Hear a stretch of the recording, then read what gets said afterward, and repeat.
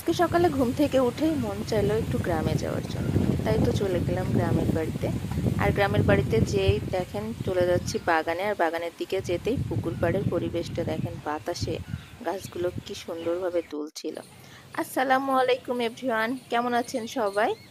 আমি আজকে আবারও চলে আসলাম আপনাদের মাঝে একটা নতুন ব্লগ ভিডিও নিয়ে, গ্রামের বাড়িতে। তো আমার আজকের গ্রামের ভিডিওটা যদি ভালো লেগে থাকে অবশ্যই একটা লাইক, কমেন্ট এবং শেয়ার করে দিবেন। আর আমার চ্যানেলটা অবশ্যই সাবস্ক্রাইব করে রাখবেন পরবর্তী ভিডিওর জন্য। তো এই তো বাগানে এসে লাফিয়ে লাফিয়ে আমগুলোকে পেড়ে নিচ্ছি। আমার আম পাড়া হয়ে গেছে, দেখেন আমগুলো কিভাবে পড়ছে। তো এই ফাঁকে আমি ক্যামেরাটা ঘুরিয়ে নিলাম, এক নজরে ক্যামেরা বন্দি করে নিলাম পুরো বাগানটা। আর বাগানের সামনের যে সবুজ প্রকৃতিটা ছিল সেটা মন ছুঁয়ে যাওয়ার।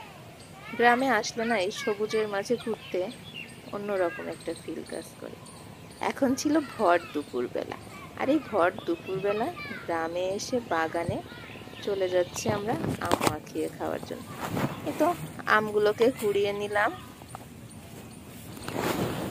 এখন আমরা চলে যাচ্ছি, সামনে আরেকটা বাগান আছে, সেই বাগানে বসে বসে আম মাখাবো। তো আপনারাও সঙ্গে আসুন, দেখতে থাকুন কি কি করি এই গ্রামের পরিবেশে বাগানে বসে আমরা। আর গ্রামে আসলে আমি অনেকটা সময় খালি পায়ে হাঁটি, মনে হয় যে মাটির খুব কাছে আছে। চারিদিকে বাতাসের শো শো শব্দ আর পাখির কলকাকলি, পরিবেশটা মন ছুঁয়ে যাওয়ার মতো ছিল। আর এই পরিবেশে আমরা বাগানে বসে গ্রাম্য পরিবেশে মাটির খুব কাছে আম মাখিয়ে খাবো।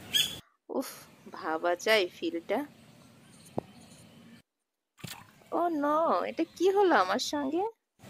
তো আগে থেকে একটা কলা পাতা কেটে নিয়েছিলাম, এখন খুব সাবধানে আমি আমগুলোকে ছুলে নিচ্ছি।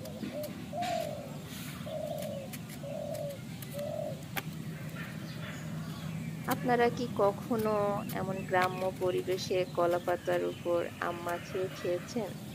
যদি না খেয়ে থাকেন আজকে আমার ভিডিওটা দেখে মিস করবেন না, একবার হলো ট্রাই করবেন এমন পরিবেশে আম মাখিয়ে খাওয়ার জন্য।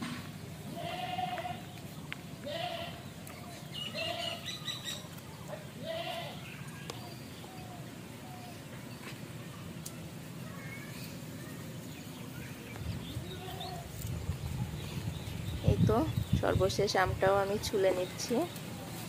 একে একে আমার সবগুলো আম ছোলা কমপ্লিট হয়ে গেল। এখন আমগুলোকে ছোট ছোট পিস করে নেওয়ার পালা।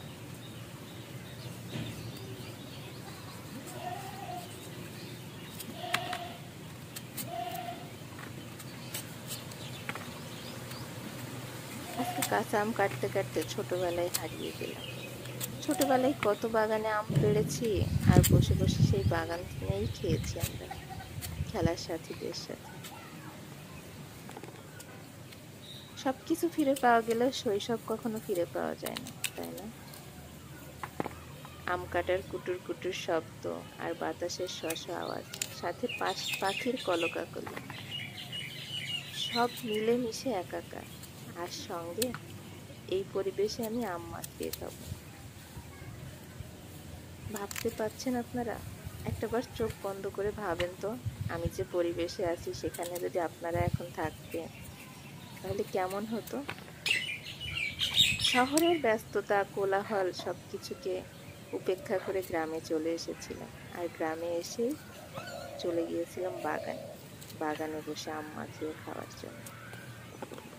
এই তো আমার আম কাটা কমপ্লিট, আর এদিকে আম মাখানোর জন্য সবকিছু রেডি।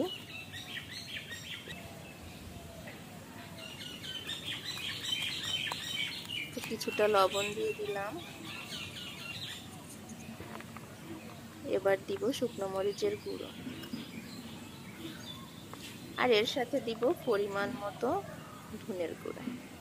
আর সবকিছু দেয়া কমপ্লিট হয়ে যাওয়ার পরে আমগুলোকে সুন্দর করে মাখিয়ে নেব। আমার তো জিভটা লক লক করছে, জিভে জল চলে আসছে। আপনাদের কার কার এই আম মাখানো দেখে জিভে জল চলে আসছে অবশ্যই কমেন্টে জানিয়ে যাবেন।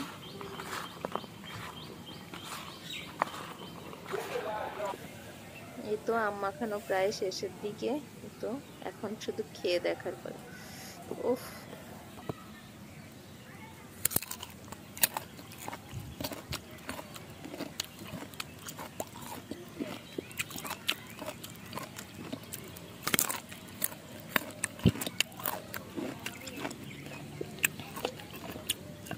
সেই লেভেলের মজা। যার যার আমার আম মাখানো দেখে খেতে মন চাচ্ছে সবাই দ্রুত এইভাবে গ্রামে বসে বাগানে বসে আম মাখিয়ে খাবেন কলা পাতার উপরে। আর আমার ভিডিওটা ভালো লাগলে লাইক কমেন্ট এবং শেয়ার করে পাশে থাকবেন। আবারও কোনো এক ভিডিও নিয়ে চলে আসবো আপনাদের মাঝে। অনেক কথা হবে, গল্প হবে। সে পর্যন্ত সবাই ভালো থাকবেন, সুস্থ থাকবেন। আল্লাহ হাফেজ।